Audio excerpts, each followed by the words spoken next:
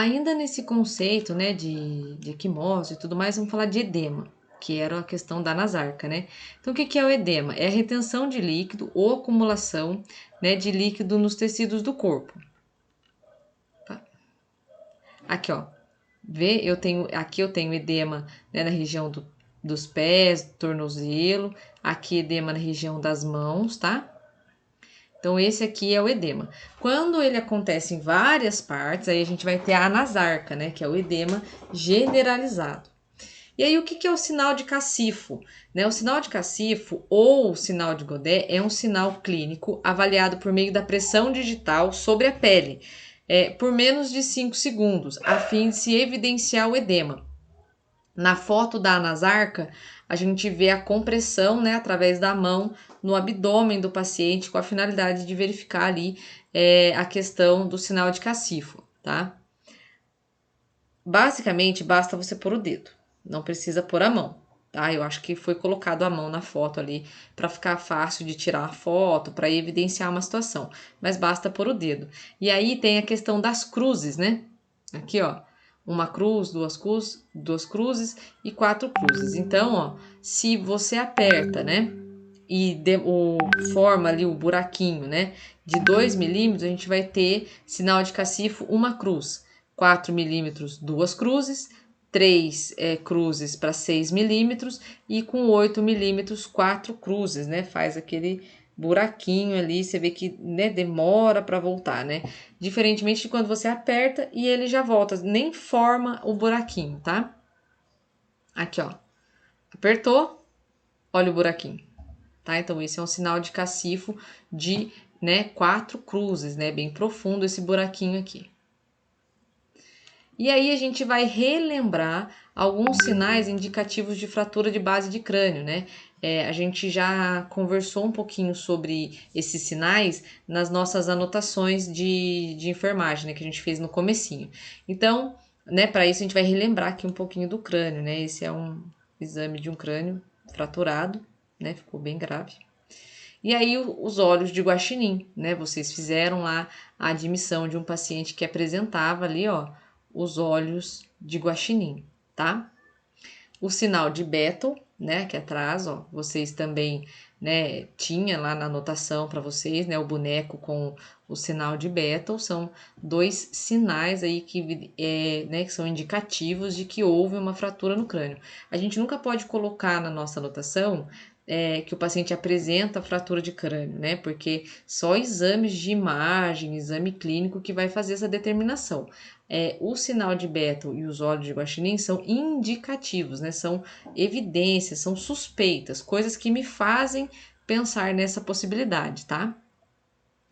Rinolicorreia e otolicorreia, tá? Esses dois são 2 termos estranhos, né? Mas vai ser bem interessante vocês terem eles no seu caderninho, tá? Muitas vezes a gente passa por um acidente e vê, né, o nariz das pessoas correndo e a gente pensa que a pessoa tá chorando. Muitas vezes pode não ser isso, tá? A rinolicorreia, né, é a presença de líquido céfalo-raquidiano na cavidade do nariz. Então, como vocês devem se lembrar das aulas de anatomia, né, da formulação óssea do crânio, existem muitas passagens. Quando se tem fraturas, passagens são abertas, né? Os ossos do crânio eles são muito bem posicionados ali, mas se houver uma fratura, coisas vão sair do lugar e espaços vão surgir.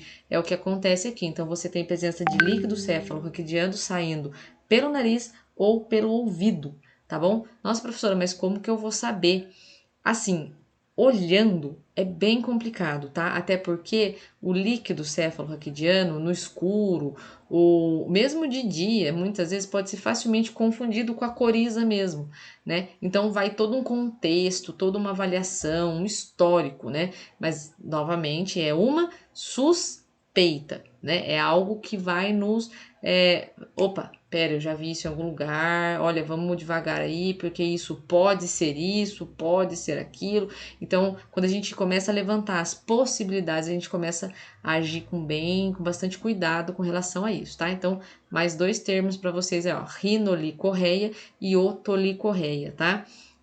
Presença de líquido céfalo-raquidiano pelo nariz ou pelo ouvido. Hemotímpano. Hemano a gente falou de sangramento, tá?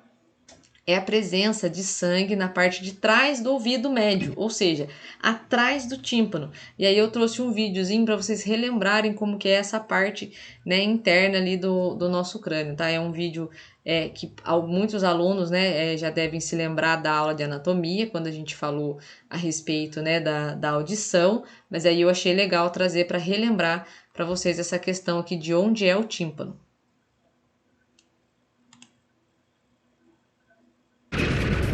O ar vibra, criando uma onda sonora.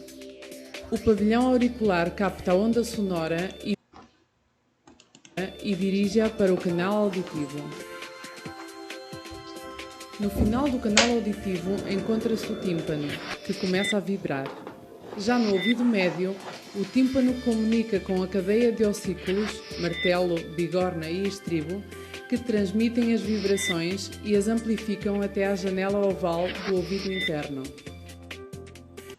Gente, observe o seguinte, esse é o tímpano, ok?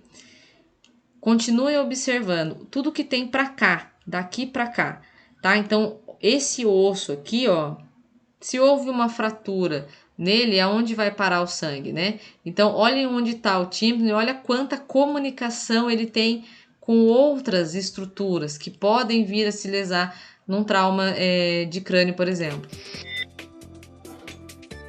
No ouvido interno, um líquido estimula as terminações nervosas chamadas células ciliadas.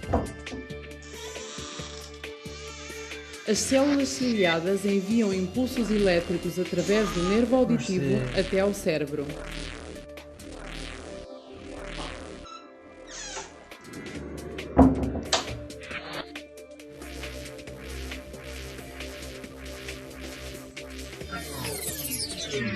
O cérebro descodifica estes impulsos, produzindo-se então o fenómeno da audição.